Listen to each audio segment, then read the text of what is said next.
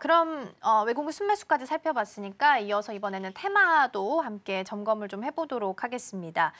테마 세 가지 제가 골라봤고요. 첫 번째부터 열어보면 의료 AI가 자리를 하고 있습니다. 일단 이쪽은 정책에 대한 모멘텀도 계속 유지가 되고 있는 상황이고요. 루닛 같은 경우에는 이제 의료 강국 중에 하나가 독일인데 여기에 AI 기반 암 진단 솔루션을 공급한다라는 게 이제 어제 기사가 보도가 되기도 했습니다. 이 부분도 같이 좀 영향을 받아가지 않을까 싶고요. 오늘 제일 강한 거는 인성정보 한 8%, 토마토 시스템은 11%, 케어랩스, 유비케어도 그 뒤를 따라가면서 순환매 전반적으로 돌고 있습니다. 자, 두 번째 열어보겠습니다. 두 번째는 반도체입니다. 일단 밤사이에 트럼프 대통령이 기존의 바이든 행정부에서 국가별로 차등해서 수출을 AI 칩을 수출하던 부분을 너무 복잡하다, 이거 철회하겠다라고 이야기를 했습니다. 사실상 이제 중국이나 중동 쪽으로 수출하는 데 있어서 좀 쉬워졌다라는 평가가 좀 나오고 있는 거고요. 또 어제 단독 뉴스긴 합니다만 삼성전기가 이달 말에 기술 교류회를 개최를 한다라고 합니다. 여기서 이제 유리기판 공급사도 최종 선정한다라는 내용들이 있어서 그런지 오늘 개장하고 나서도 유리기판 관련주들도 움직임이 조금은 보이기도 했습니다. 자, 마지막 열어보겠습니다. 마지막은 제약바이오고요. 특히나 비만 치료제가 강세를 보이면서 움직임을 좀 보이고 있습니다. 물론 어제는 이제 2주 안에 의약품 관련된 관세 부과할 거다라고 이야기를 해서 전반적인 약세를 좀 시연을 했다가 이런 발언이 나올 때가 가장 저점이 아니었는가라는 부분에 합의가 좀 된 건지 오늘은 다시 한번 좀 올라오는 모습도 보이고 있습니다.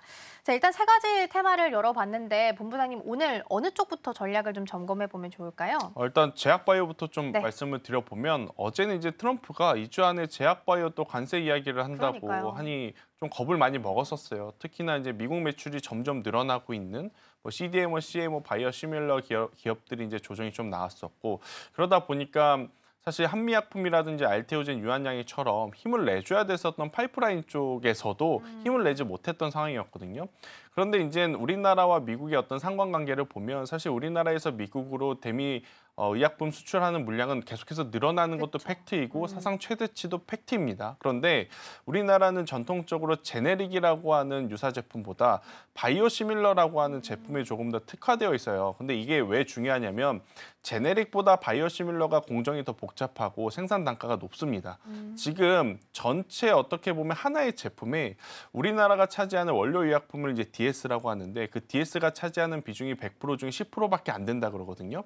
근데 여기에 만약 관세를 매긴다 했었을 땐 전체에서 차지하는 비중도 적을 뿐더러 이제 바이오시밀러라는 것은 생산하기가 굉장히 어렵기 때문에 이걸 APS 판매 단가에 올려서 어떻게 보면 방어를 할 수 있는 상황이에요. 그렇기 때문에 삼성 바이오로직스 셀트리온이 사실은 지금 뭐 기밀하게 움직여서 미국에 공장 짓는다 소리를 안 하는 이유이기도 하고 그리고 이미 파트너 협력사들을 다 미국의 다수의 이제 글로벌 빅파마들과 연계를 해서 하고 있기 때문에 만약 제한이 나온다 하더라도 그 제한 어떻게 보면 규제는 제한적일 가능성이 높다라는 생각이 들어 여전히 저는 삼성 바이오로직스라든지 셀트리온은 매수를 해보시는 게 좋다라는 생각이 듭니다.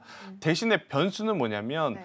삼성 바이오로직스와 셀트리온은 전체 매출에서 북미도 크지만 유럽도 커요. 하지만 같이 거론된 기업들 중에 SK 바이오팜이라고 하는 기업은 이 세노바메이트라고 하는 뇌전증 신약 자체가 전체 매출에서 90%가 미국에서 발생을 합니다.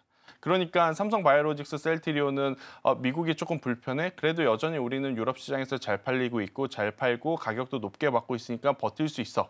하지만 SK 바이오팜 같은 경우에는 만약 미국의 규제가 조금 심화된다라고 하면 다른 나라의 어떤 매출로 커버를 할 수 없는 상황이다 보니까 지금 제약사별로의 약간의 등락폭이 조금은 다르다라는 것을 좀 인지를 하셔야 될 것 같아서 이 부분을 좀 말씀드리고 싶고 더욱이 이제 오늘 나온 뉴스 중에 또 하나는 이미 기술 수출한 기업들은 크게 걱정할 필요가 없다. 이미 생산과 마케팅을 기술 수출 받은 쪽에서 진행을 한다는 이야기가 있기 때문에 알테오젠과 유한양이과 같은 기업들도 같이 올라가고 있다. 이렇게 좀 보시면 될 것 같고 이제 한미 사이언스와 한미 약품은 좀 별개로 봐야 되겠죠. 이쪽은 뭐 파이프라인에 대한 다양성도 있겠지만 네. 결국 이제 비만 치료제가 사실 최근 2주 동안 가장 강했었던 테마 중에 하나였죠.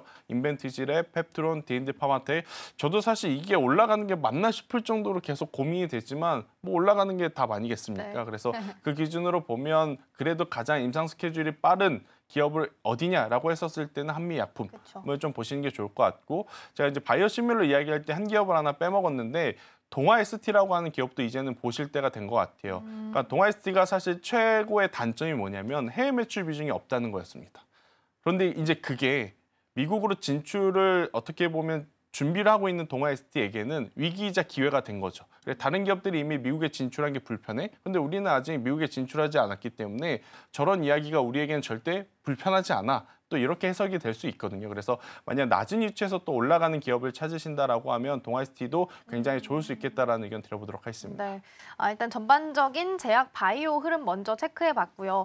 오늘 사실 비만 치료제가 굉장히 강합니다. 블루엠텍 이제 위고비 유통하는 업체인데 오늘 지금 상한가에 들어가 있고요. 며칠 동안 인벤티지 랩도 굉장히 흐름이 좋았던 기억도 있습니다. 라파스는 6%, 한미약품도 4%대 강세를 일단 보이고 있습니다. 일라이릴리랑 노보노디스크가 GLP 복제약 금지 관련된 소송에서 승소를 했기 때문에 더욱더 위치를 지금 공고히 할 수 있는 상황으로 만들어진 거거든요. 그래서 이쪽은 뭔가 대형주가 쉬든 안 쉬든 그냥 별개로 좀 움직이는 듯한 느낌도 좀 들어서 앞서서 이제 본부장님께서 시장이 선택한 쪽이라고 말씀해 주셨으니까 그렇다면 이제는 조금 더 중기적인 관점을 가져봐도 괜찮은 구간에 좀 놓여 있는 걸까요? 근데 사실 그들의 어떤 그 견고한 위치가 지금 우리나라 국내 기업과 실질적으로 연관이 있으려면 블루엠텍밖에 없습니다. 그렇죠, 왜냐하면 유통을 위거비에 하니까. 이제 제품을 삭센다로 유통을 하기 때문에 그래서 블루엠텍은 이해가 되지만 인벤티지랩이라든지 펩트론 같은 경우에는 사실 지금의 밸류 가치를 현재 펀더멘탈로 어떻게 해석할 수 있겠느냐라고 나름 스스로 고민을 해보면 아직 답을 내기가 좀 어려운 상황이라서 이쪽은 보유자의 영역과 수급에 대응할 수 있는 분들의 영역 대신에 이제 블루엠텍은 이 뉴스에 지금 이렇게 반응을 하는 게 맞다. 근데 이제 벌써 상한가에 안착을 했기 그쵸. 때문에 조금 이제 아쉽지만 보유하고 계신 분들이 수익을 즐기셔야 될 때가 아니겠는가라는 의견 드리겠습니다. 그렇군요. 실제적으로 수혜가 되는지 안 되는지가 중요하다라는 포인트 주신 것 같아요. 블루엠텍은 실제로 유통을 하고 있는 회사이기 때문에 오늘 상한가에 대해서 오케이 사인 주시지만 나머지 부분들은 수급에 따라서 영향을 받고 있는 거기 때문에 단기적으로 빠른 대응이 좀 필요하다라는 말씀도 함께 주셨습니다.